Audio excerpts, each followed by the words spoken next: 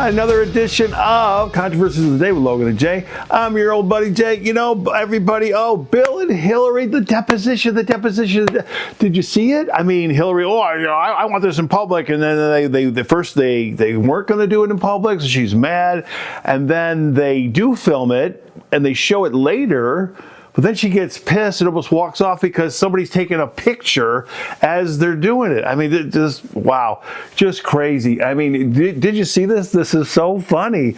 Bill, he's just like, oh man, I don't know. I'm just a doddering old man. I don't remember these people. I don't know. I was in a hot tub. I don't know who was there. And then she's all, like, wow. I mean, this is really who they are. They sort of like this opposite, whatever, and why they're still together, I have no idea. I mean, it is insane to the membrane. Billie Blythe with Hillary Diane Rodham. I don't know, these two kids, I think they met at Yale or something, and I don't know, she's just a small town girl. Park Ridge, Illinois.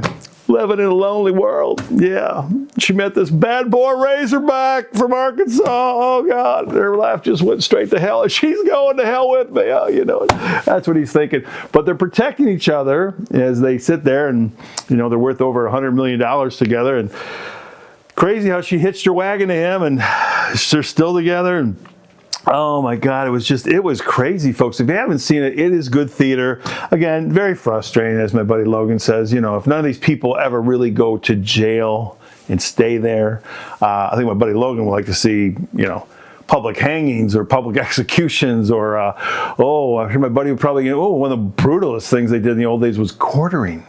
Ooh. Yeah, I won't even describe what quartering is. You can look that up if you want. But it's just some brutal stuff. Humans they still do, but oof, that was a bad one right there. Anyway, my buddy Logan's not going to be satisfied, and I think a lot of you aren't going to be satisfied till some justice is served. Anyway, Bill and Hillary, if you will, they had to, they were a united front. Though they talked a little bit, each other's mouth a little bit, but they're trying to help each other, a little bit here and there. Here's some of my takeaways, folks.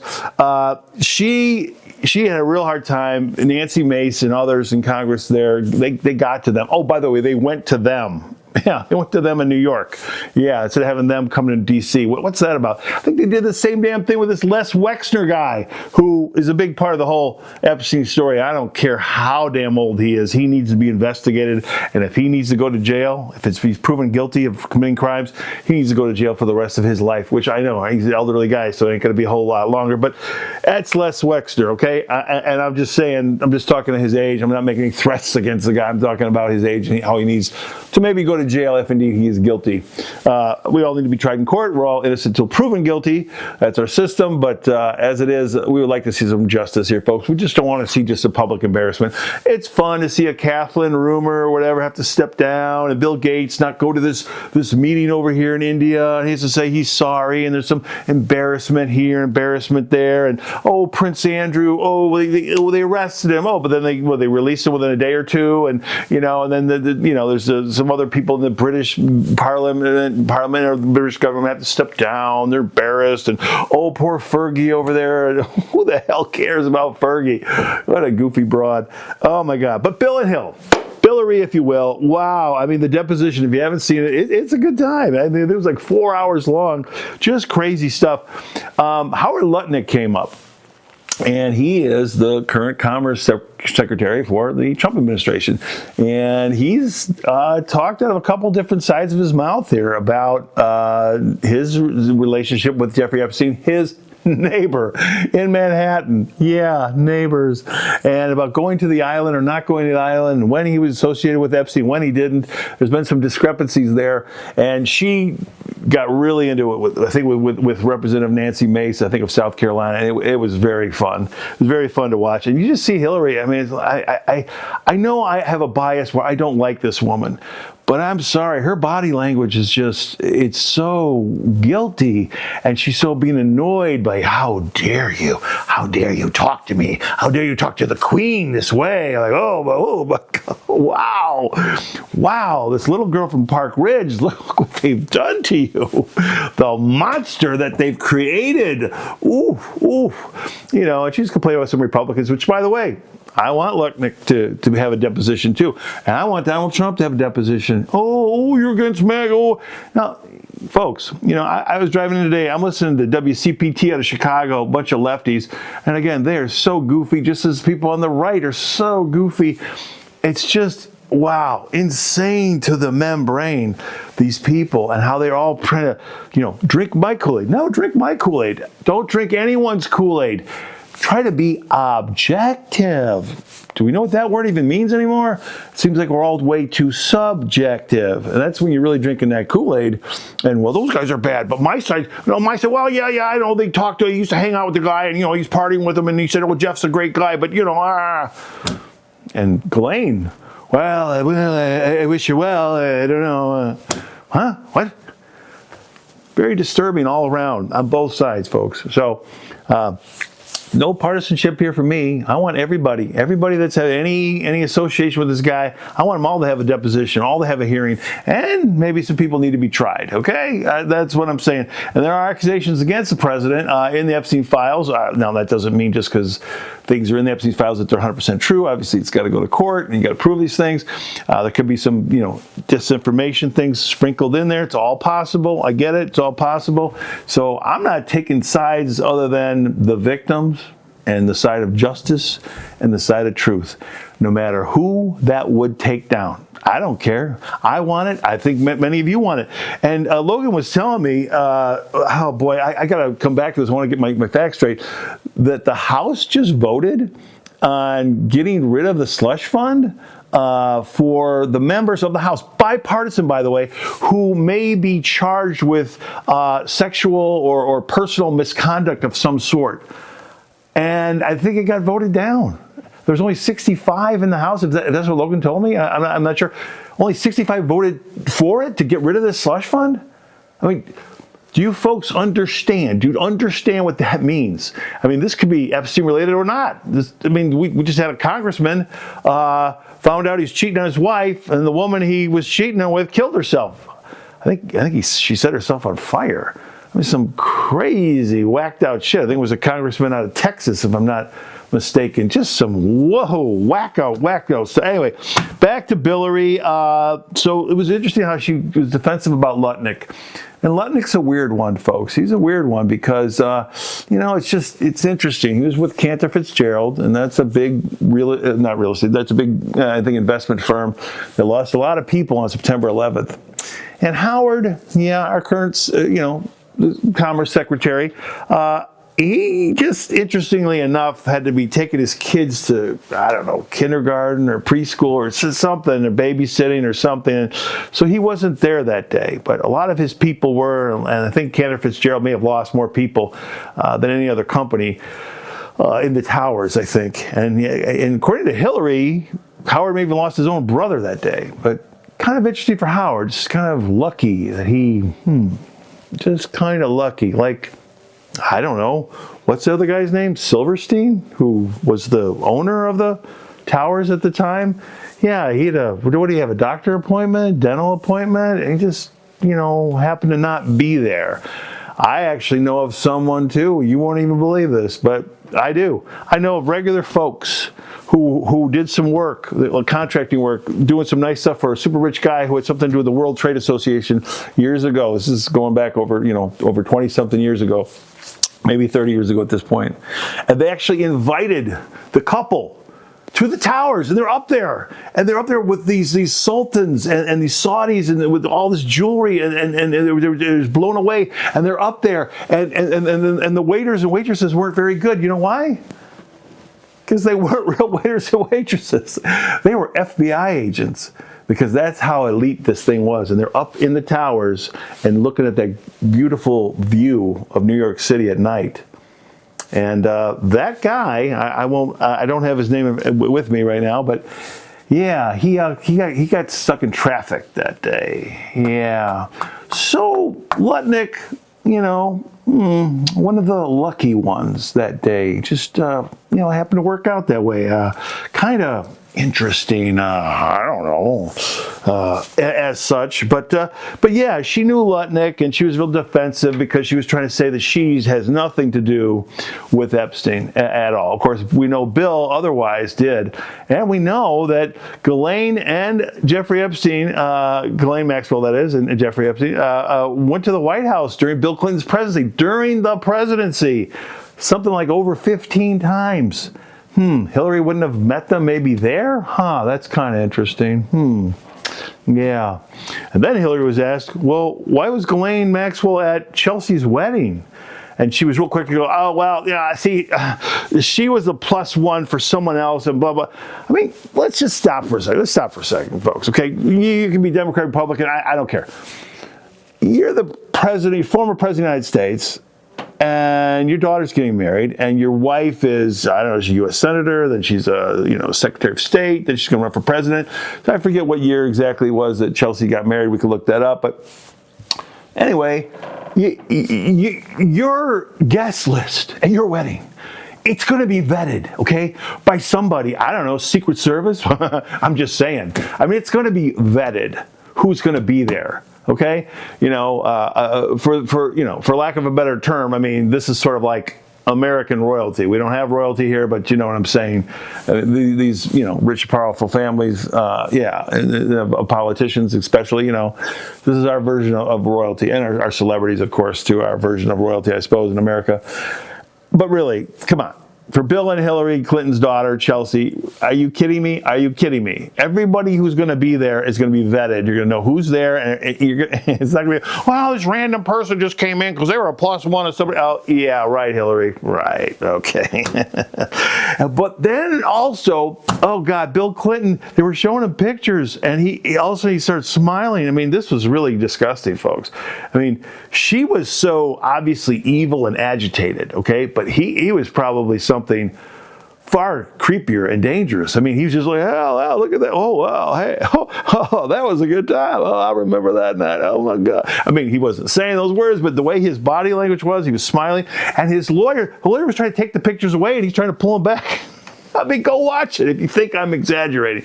If you think I'm exaggerating, holy cow, crazy stuff. So here's what's really nutty, okay? And folks, if you don't believe me, hey, go look this all up. It's all out there. The president, former president, number 42, William Jefferson Clinton, really Billie Blythe, but whatever, his mom remarried. He said he saw nothing inappropriate ever with Donald Trump and his conversations with Donald Trump over the years.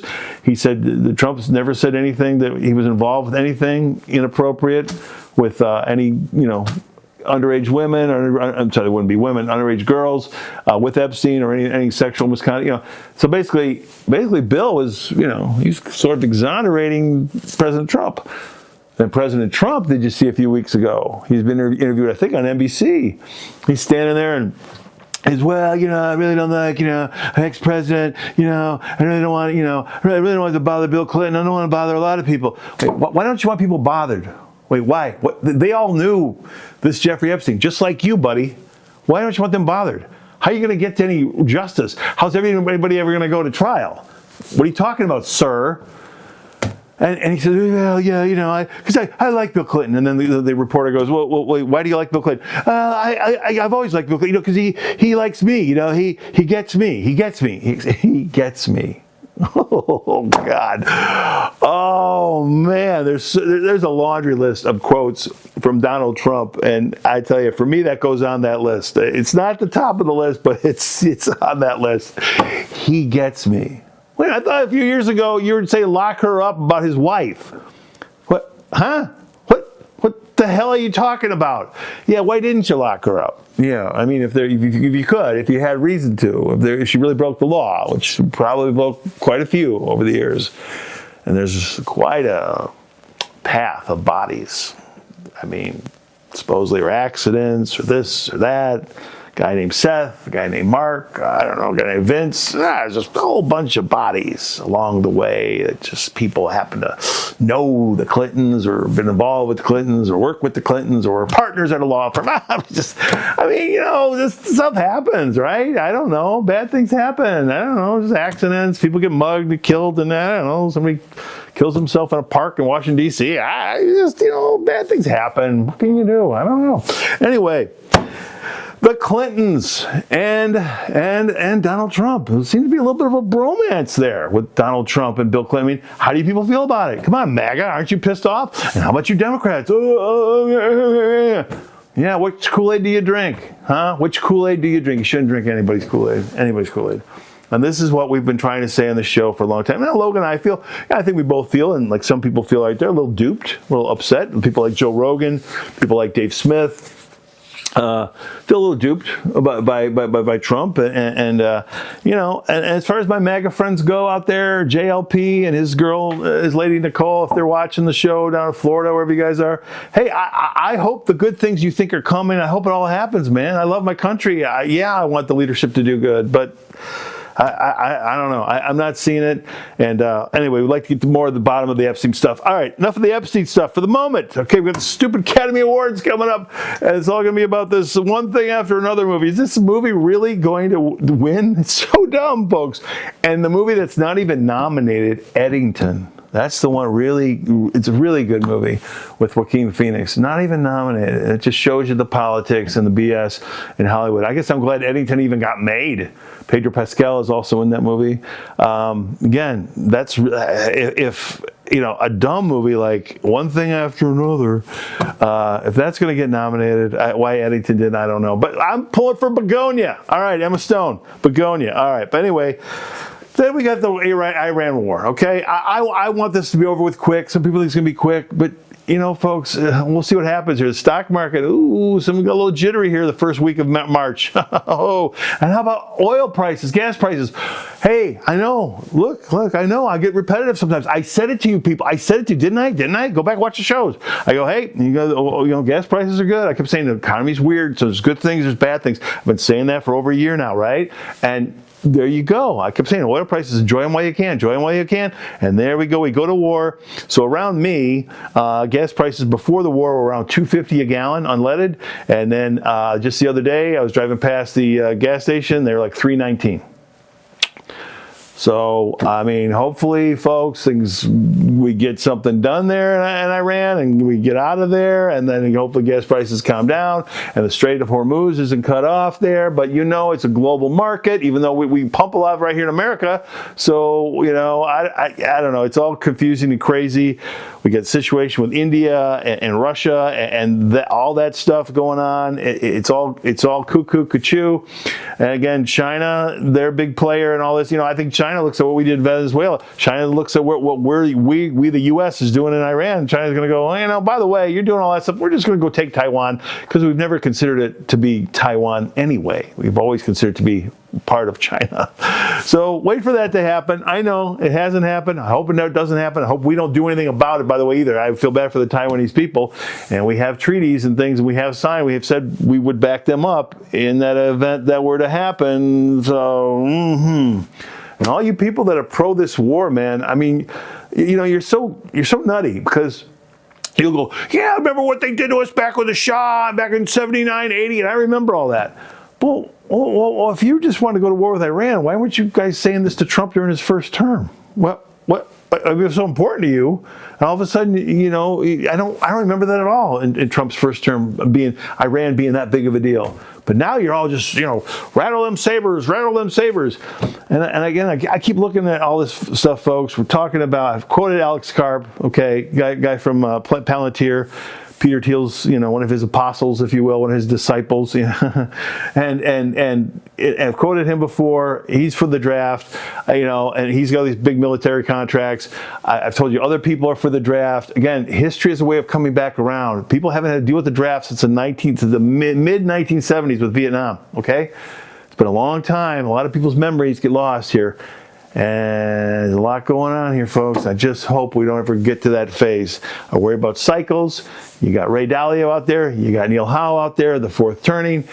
Worry about the cycles, where it's all happening again. We shall see. I don't know. Supposedly the military is telling these young people in the military, oh yeah, you're fighting for Armageddon. Like, what?